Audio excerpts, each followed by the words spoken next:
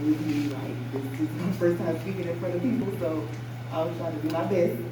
And I pray that everyone is blessed. I thank everyone for coming out. I thank everyone that came out for me as well. All of my supporters, you guys rock. You guys are like really speaking from your seat to me. So I thank you for that. So I'm going to go ahead, because I don't have much time to go ahead, and I don't want to keep y'all hostage in the words of one of my best friends. So I'm going ahead and get into it. This here is a representation of all of the things that, well, most of the things that I have dealt with in my life, from a child on up to now. The first one is low self-esteem. I dealt with low self-esteem growing up, and I didn't really know it was low self-esteem. All I knew was I didn't look like her. All I knew was I didn't dress like her. All I knew was the boy didn't like me, he liked her. All I knew was my hair didn't look like hers. So I grew up feeling like I was inferior. I felt like I wasn't enough. And because I didn't do much growing up, I made decent grades, and I was kind of quiet. I was kind of a decent child growing up and behavior-wise. So my mom didn't really have to get on me much. But my brother, who was like, oh my gosh, if y'all have ever met my brother, this is how he acted when we grew up. So he got most of the attention. My sisters, they were doing band and all that kind of stuff, so they got a lot of attention. So I just felt kind of overlooked. So I just said to myself, I was just like, I don't understand. Like, why does it seem like I can't be that person that she can be? Why I can't get in the band and twirl a baton like my sisters? Why can't I go out and do certain things I saw other people doing? So I dealt with that a lot. So I struggled with finding my identity. I struggled with trying to know who I was, and I carried this on into my 20s. And I ended up being with a guy because of my low self-esteem, and ended up having a child because of that. Because I was looking for attention. I was looking for, looking for someone to see me. I wanted you to see me. So that's what happened. But one day, but God, I said to myself, you know what? You don't have to live like this. You don't have to look like her. You don't have to do what she does. You don't have to be like her. You can be you. Be comfortable in who you are, because you're not going to be like them. You're not going to look like her, but you're going to bring something to the table. Right. And to bring something to the table meant a lot to me, because that meant that whatever I had in me was important enough for somebody else to grab from. So that meant a lot. So I watched people around me, and I watched my little sister, because she would walk around and she was confident and stuff, and I was like, how did my sister get these people to like really like her? She walk around like, she's the junk, like she do today. Like she do today. I was like, let me get some of that, you know what I'm saying? Let me get some of that oomph in me, and let me, do what my sister do, and, get that. And my mom, everybody love my mom. She'll check you, but you still like her. And I was like, this lady just kind of I didn't get it, but I tapped into me. I tapped into who I was, and I wasn't everything that I wanted to be, but I started to change the way that I looked. I started to change the way that I was speaking to myself. So I started to uplift myself, because regardless of anyone saying anything, I believed in me. So I knew that this was not going to be me anymore. So I chose to say, I will not be this, and I am going to be better, and I'm going to be happy with myself. The next one is teen mother. As I said before, I had a child because I was looking for attention, which it was. My mom did an amazing job raising me. My mom taught me how to be a lady. My mom taught me, don't you open your legs to everybody. My mama taught me that, so it wasn't a thing of me being fabulous. It wasn't a thing of, it was about the sex. It was about having a child that I could love, that would love me. That's what it was about. So me and my boyfriend at the time, we planned her. We planned her, and we said we would have a baby. He gave that to me because he saw how important it was to me to have a child, because I just felt like that would be the love that I was looking for. So I planned to have her, and I didn't have the whole stigma of I'm a teen mother, and I felt kind of bad until my mom was devastated. My mom cried, and I was like, oh my gosh, my mom's crying. Like, my mom is one of those people, she don't cry, like, for real, unless it's like a spiritual moment or something like that. She does not cry. So I'm like, Mom, I'm crying about something I did? Oh my gosh. So it made me kind of open my eyes a little bit, but I still was searching for something and also trying to fill the void of not having the father that I wanted. I had a stepdad in the house or whatever, but we never connected. We never had the relationship that I wanted and desired. So I gave that to a man. And I said, if I can't get it out of my dad, I can't get it out of my stepdad, I will get it from you. So we ended up having her, and I didn't understand, I didn't know how she would turn out. Yes, I'm having a child, but I'm like, okay, I'm a child myself. I was 16 years old when I became pregnant with her. So I'm a child myself. How am I going to raise a child to be great in this world? How am I going to raise a child to have high self-esteem? How am I going to raise a child to be confident? How am I going to raise her to have everything that I did not have when I really don't know how to get it? So I didn't know. I didn't understand. I just knew, and it was something that was going around, like, I think Chris Rock said it, your job is to kind of keep them off the phone. So I was like, that's my goal. I'm gonna, keep her in church, and I'm gonna keep her from being fast. And because that was the thing. You can't be fast because you're a little girl. Be a lady. That was my goal. I was 16 years old. So that's what I knew. Oh, but God, this didn't hold me down, and it didn't hold her down either. She is in the honor society. She makes honor roll. She is a well-behaved child.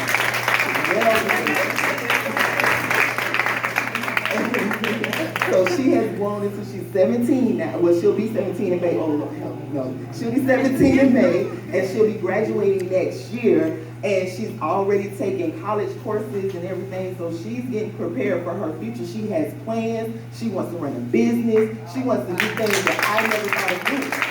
So I'm so proud of that. I'm so proud of that. My next point is depression. I dealt with depression because of not knowing myself and not believing in myself and not loving myself and not having someone love me how I felt like I should be loved. And I remember we got married, me and her dad got married. I had another daughter after her before the marriage. And we got married, and the marriage just started to decline. We were 19 years old. We didn't really understand. I really didn't have great examples of marriage. So we just kind of really destroyed each other.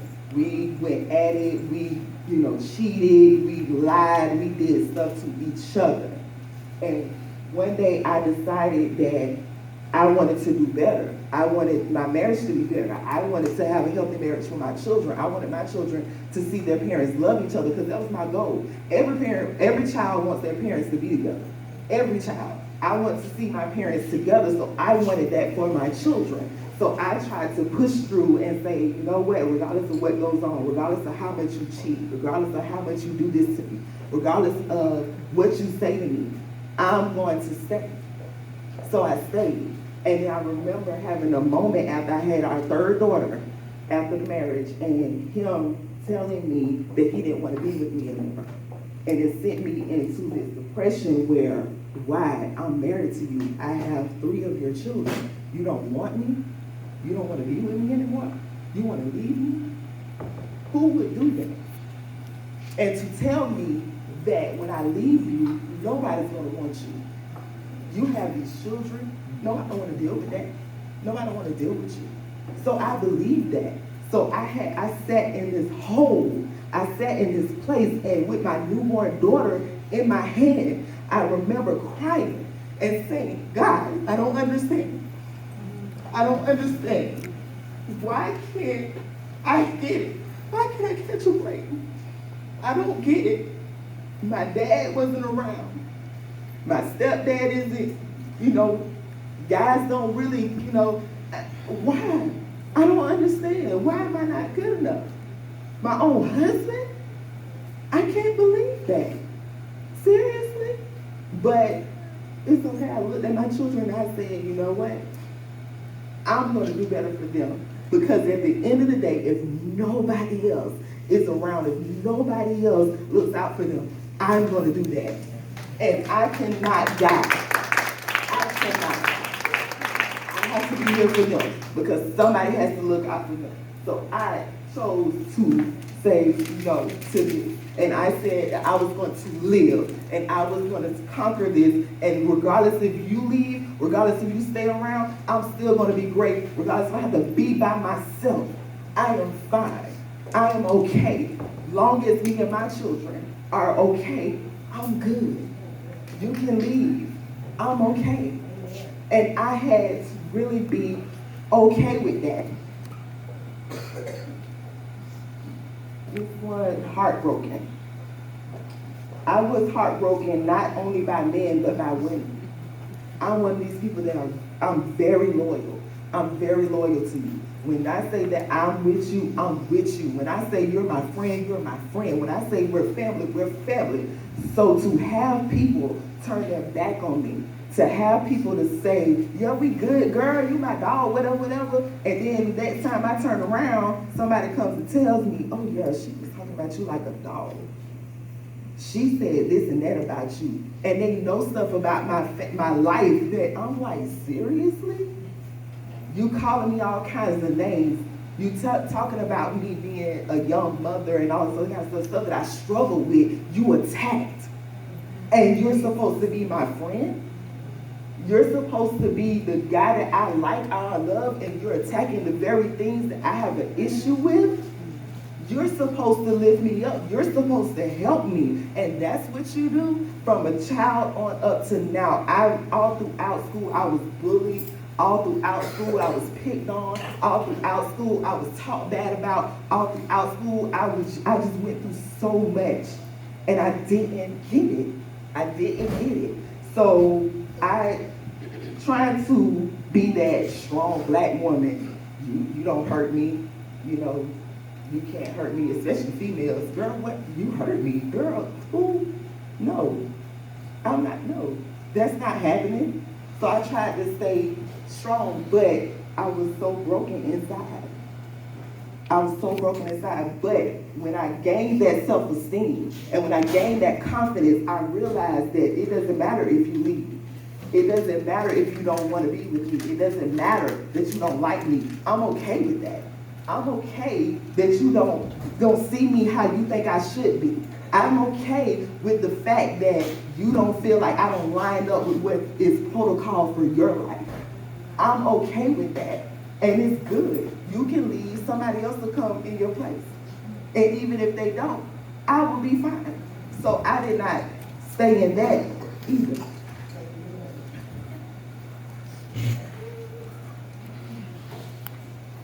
Unhappy.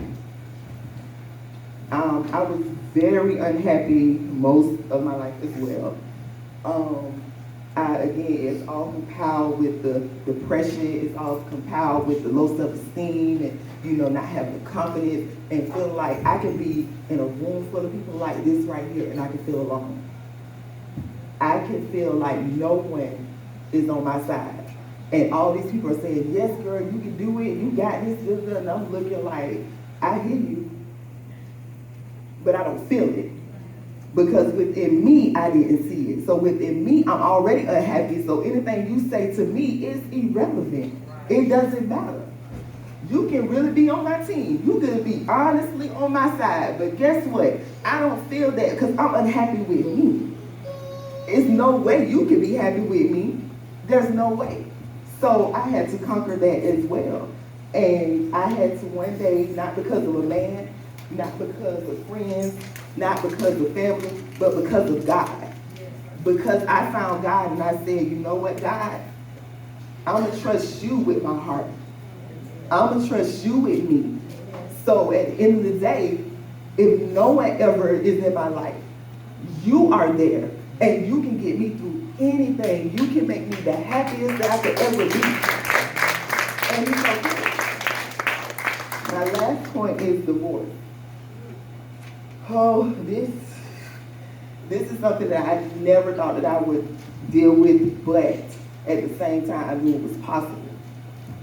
Like I said before, we damaged each other, we did stuff to each other, we cheated, all that kind of stuff. But then when I decided that I wanted the marriage to work, we were going to counseling, we, sat down, we would try to work on things and all this other kind of stuff to make the marriage better. And you weren't on my team. I thought you were on my team. We were in the counseling sessions together. You said you wanted it to work. But then I find out you have another baby. I find out that you want to be with someone else. So guess what? God, you ready for me to go? You show me you ready for me to go. And he showed me that, and I had to make the tough decision. First of all, it's a very tough decision to say you're going to end something with someone you thought that was going to be in your life forever, especially when you have children. It's very tough. So I had to make the tough decision, and I had to be confident enough to believe that if I leave this, I will be okay. If I leave this and never get married again, I will be fine. I will believe that I will find love again, but I will be okay. So I took time to deal with me, and I took time to say, you know what, you can do this, girl, and you'll be all right. My friends were there, they helped me through, they spoke into me all the time. My family, they loved on me. I had to keep them off him because these people are crazy. So I had to keep them off him, but at the end of the day, they helped me through. They don't understand how much they helped me through. So when I made the decision to leave, and I found who I was, and I believe that regardless of those divorce papers coming to my door, one day I will find love again. And today I am remarried to somebody that's absolutely awesome. We've been married for 2 years. We just celebrated our anniversary. And he's absolutely amazing. But when I was in it, I didn't know that that was out there. I didn't know that someone could be out there and love me for me. And somebody can really cherish me, and somebody that's really into me, like into me for real. Like that's my, they know they get aggravated with me all the time. They're like, but that's my baby, and I thank God that he took on my 4 children, not having children, and treat them like they're his own. And so now you see the end product. I am a masterpiece. I'm a work of art. That comes from a song that I listened to. You guys, I was going to read the lyrics, but I don't have too much time. The lyrics to Jasmine Sullivan's song, Masterpiece. And when I listened to it, and I read the lyrics, and I was like, oh my gosh, that is me. This is me. I am a piece of the master. Do you not understand what that means? Being a piece of the master, of somebody who's way greater than me. Somebody who I could never equate to. Look at what he created.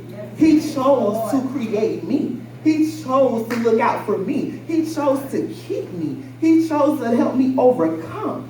And I'm just me. I'm just LaToya. Like, who? Why? Why did you choose me? And you're so great. Why did you choose me and you're as awesome as you are? I am nothing like you. I don't think I will ever become that until I reach heaven. So why?